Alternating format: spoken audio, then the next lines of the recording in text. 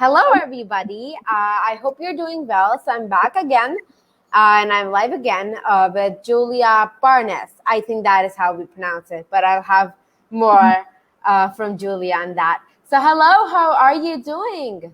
Good. How are you? I am doing amazing. So can you please introduce yourself for our audience? Yeah, sure. My name is Julia. I make documentaries and generally do some activism surrounding what's happening to the ocean and kind of the environment in general. So my first documentary I started making when I was 16. It's all about what's happening to the ocean, the big issues. So ocean acidification, overfishing, the pollution that's happening there. And that one took me about 3 years to make. So I got certified as a diver, bought a camera. I was really inspired to, show people what's happening in the ocean. And it ended up becoming a really big journey. I interviewed about 50 different scientists around the world and put together this little documentary. Well, it's an hour-and-a-half long film. And since then, I've been working on another documentary, which is called Bright Green Lies, and that one's all about things like solar, wind, hydro, and biomass and electric cars, stuff like that, how those are not solutions to our environmental problems, but they're actually highly destructive to the natural world. So that one I'm just finishing up post-production, and it's getting very close to being done, so I'm excited to get that one out pretty soon too. I see. So you are more into environmental activism as well as you're also making documentaries that are almost on the same things. So let's start from like the beginning. Where were you born? Burlington, Ontario, Canada. Mm-hmm. Nice. And how many siblings do you have? One. I have a brother who's younger.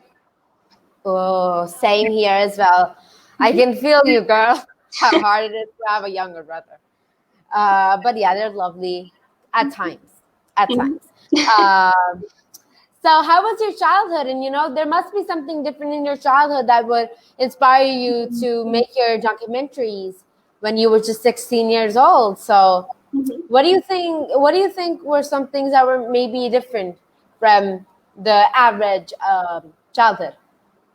Well, I grew up with a creek behind my house, so I always loved nature. I spent a lot of time exploring outdoors and, chasing after bugs and frogs and snakes and things like that. And I just loved the natural world. My mom would take me to a frog pond pretty often. And I was just in awe of the natural world and always asking questions about it, how things work, how are things interconnected, and just really loved the balance and the way everything evolved and was just creatures were perfectly suited to, their role that they had. So, I grew up with a great respect for the natural world, but I was really unaware of how much trouble it was in until I was 16. So when I was 16, I watched this documentary called Revolution by Rob Stewart, and that completely changed my life. It was like I went into the theater, I watched this film, and learned for the first time that the world's coral reefs, rainforests, and fish are expected to be wiped out by the middle of the century. So as a kid who had always loved nature and loved the natural world, I couldn't believe I hadn't known this was happening, and I just wanted to do everything I could to turn it around.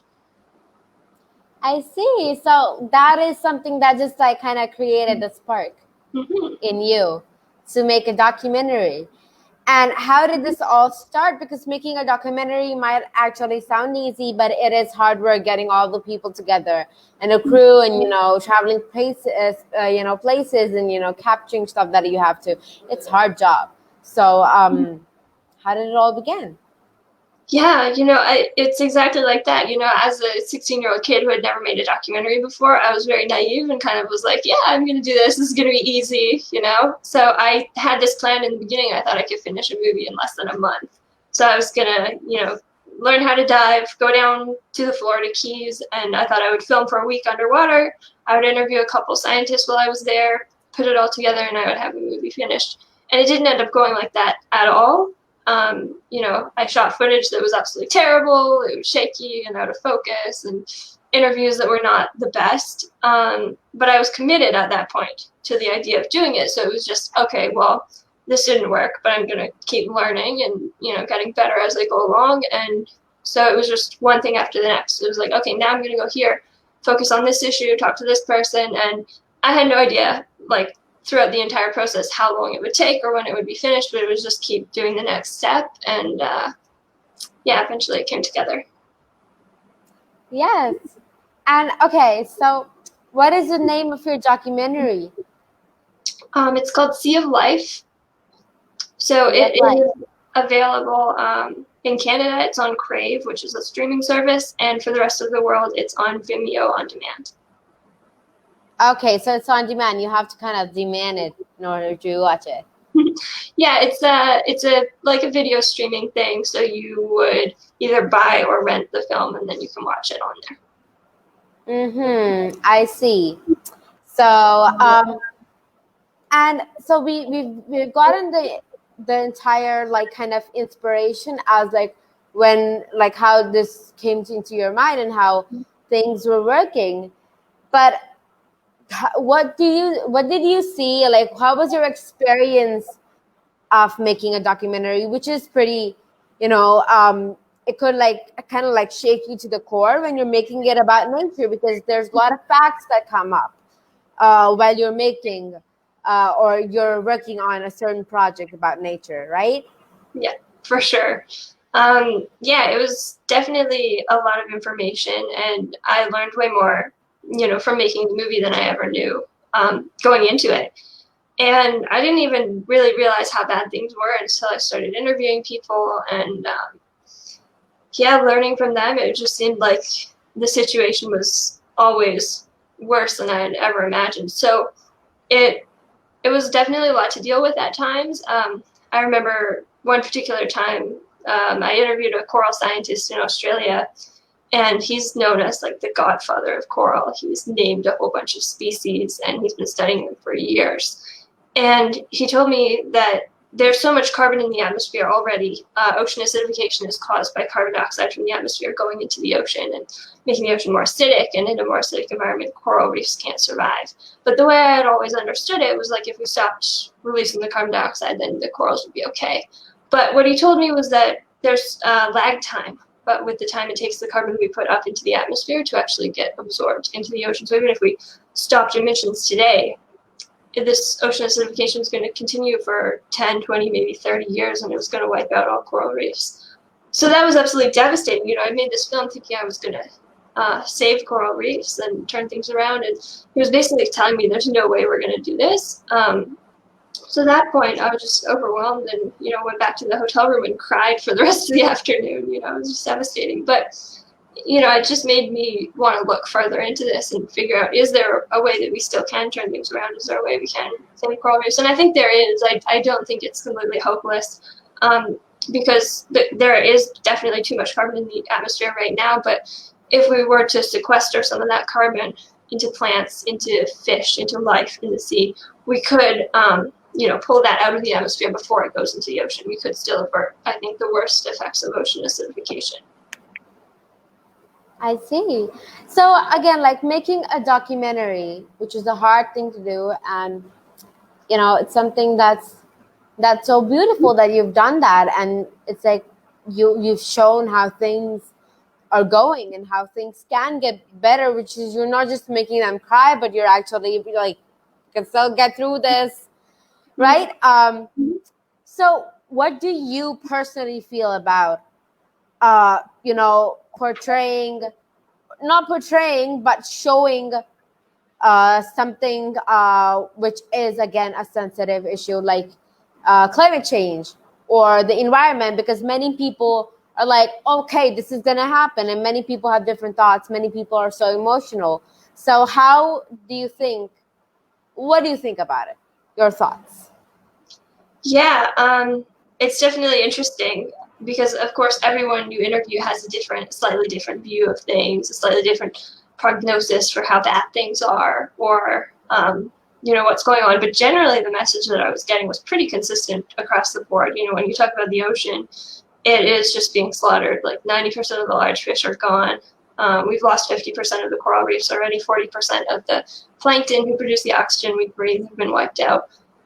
So I just, the facts are very compelling on their own, and just thought it was incredibly important to communicate this. Most people don't really think about the ocean. I live in a very landlocked part of the world, and the people I talk to in my daily life, the ocean is just out of sight and out of mind. And so I wanted to bring that to the forefront, because I thought, if people really knew what was going on, they would care and want to do something about this. We depend on the ocean, It's very necessary for our survival.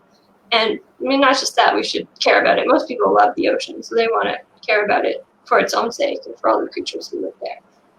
I see. And how was the response from the audience, from the people that watched the documentary? It's been great. Yeah, it's been really surprising. You go into making a film and you don't know how people are going to react to it, but showing it to people, having audience, a lot of people cry when they watch the movie, and they, come up to me after and tell me that they want to do something to protect the ocean. A couple of people said that it changed their lives and they're going to go into ocean conservation because of it. So that's pretty cool that, something that I did, I'm just one person, but it could affect other people's lives, and it could affect things on a bigger scale. It's pretty awesome. It is pretty awesome. And okay, now how was your parents' response when you first told them that after just watching a documentary in the theater, you want to do something for the ocean life and you want to do something for the environment, creating a documentary yourself at being 16? So how were they overwhelmed, or protective of you? How was their reaction at first? Yeah, I was lucky because I just lived with my mom, so I only had one parent that I had to convince. And she, I showed her the same movie that inspired me, and I said, look, this is what's happening to the world, and I'm going to do something about it. And yeah, at first she kind of thought I was crazy, but, she came around pretty quickly, and, she was very saddened to see what was happening as well. And yeah, she was very supportive. She, came with me on a lot of the trips that I went on and helped. And there was no crew. It was just me and her. So she'd be on one of the cameras and I'd be on the other. And yeah, anytime you see me in the film, she's filming me. So it was pretty great. We worked together on it. Mm-hmm.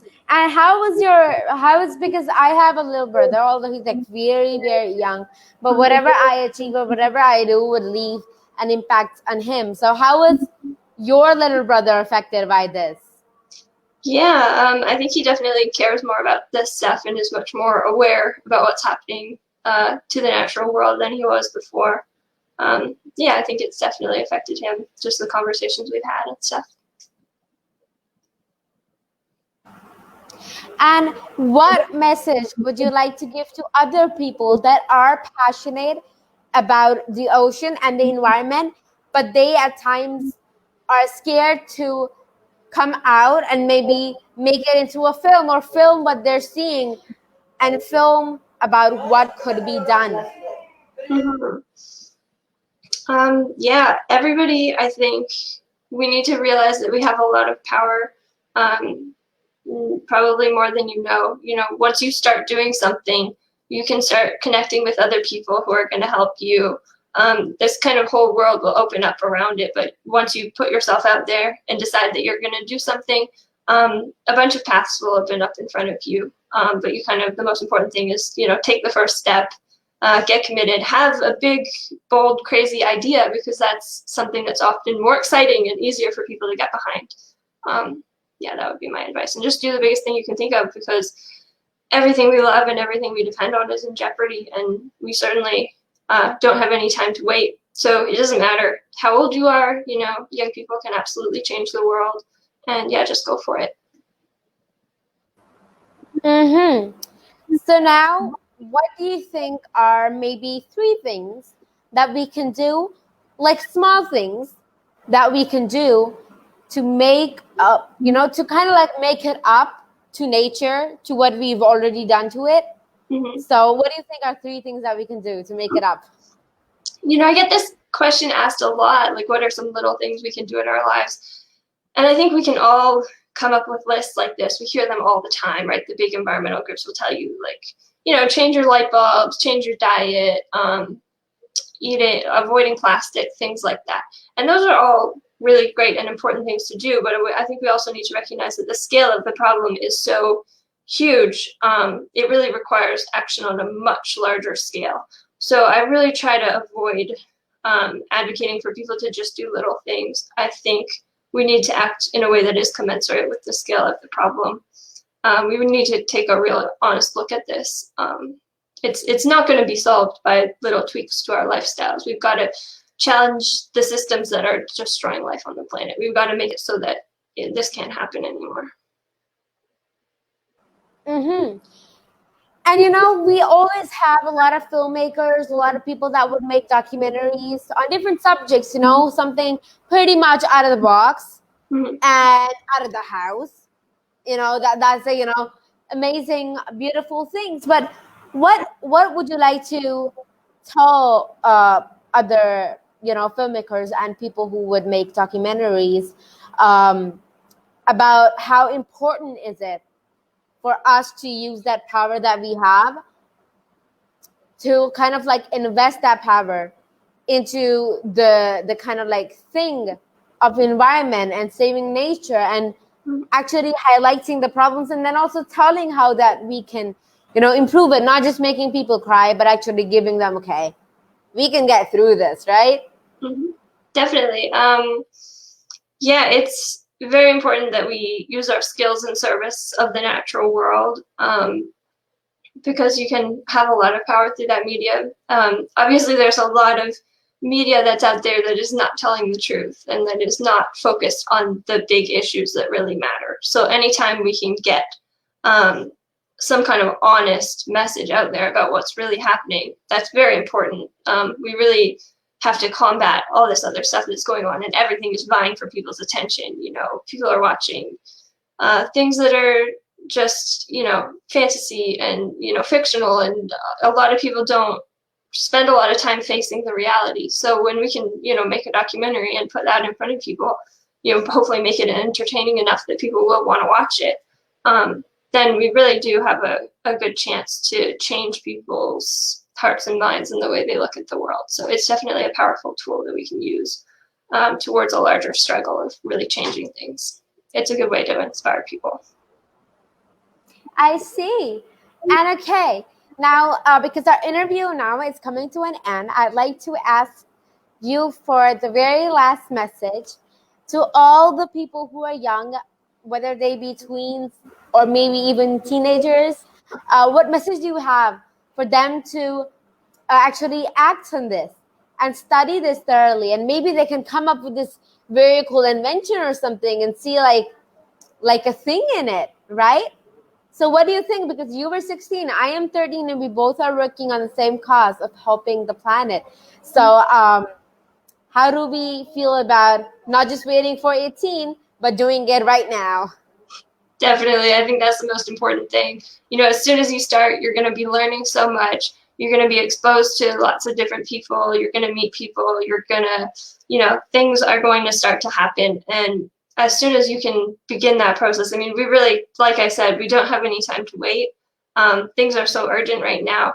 And young people absolutely can have power and can influence things. And we have voices that we can use too. So absolutely, there's no need to wait. There's no need to really wait to get an education or anything like that. You can start right away and you can learn as you go. And don't worry about, being perfect or knowing what you're doing right away, but just get started. True, that's so true. Now I have two more things to say. And yeah, so first, after talking to you again, because we really did not quite talk, we just like kind of met and then we started this thing. And it's like seeming to work out and seeming to like know you better. So I would love to connect you with so many people that are in the country and out of the country that are working for the environment, and would love to meet you, and maybe you guys can collaborate. So may you guys what was that? Okay, may this friendship lead to a further collaboration. Yeah, that's the thing. And second, I would like to ask you if any maybe junior a person who's trying to make a documentary, or is trying to bring something up or bring a point up, and they need your help for anything, actually, how can they contact you? Yeah, definitely. So my email is juliabarnes1@live.ca. So you can send me an email if you want to get in touch. I'm always happy to, give people advice or talk to people or whatever to help them with what they're doing. Okay, amazing. Thank you so much, Julia. It's amazing having you on the show. And I hope that we get to do like a session that is uh, maybe like solely to one thing, to the environment, or maybe, going into like the real details of one thing, which would really be amazing. Thank you so much, everybody, for watching. It was really supportive of you to watch this. And please watch Sea of Life, because I'm already kind of demanding Vimeo to get Sea of Life for me. But yes, and always be there and stand up for nature, because it has been standing up for you for a lot of time, I must say. Thank you so much. And I'm going to end the broadcast with this. And inshallah, we'll be back with another beautiful person.